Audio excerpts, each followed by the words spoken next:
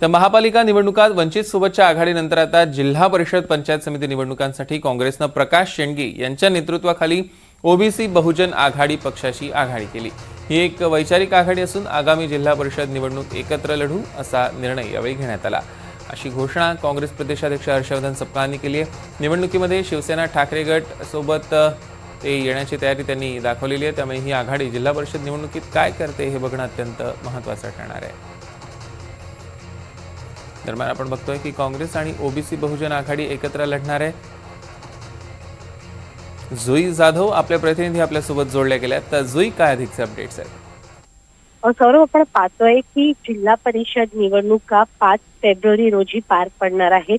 आता महापालिका निवडणुकीनंतर सर्वच पक्षांनी जिल्हा परिषद निवडणुकीसाठी जोरदार तयारीला सुरुवात केली आहे। अशातच आपण पाहतोय की महापालिका निवडणुकीसाठी ज्या पद्धतीने वंचित सोबत काँग्रेसने युती केली होती, तशीच नवीन युती आता जिल्हा परिषद निवडणुकीमध्ये काँग्रेसची पाहायला मिळणार आहे। ती युती म्हणजे बहुजन आघाडी सोबतची।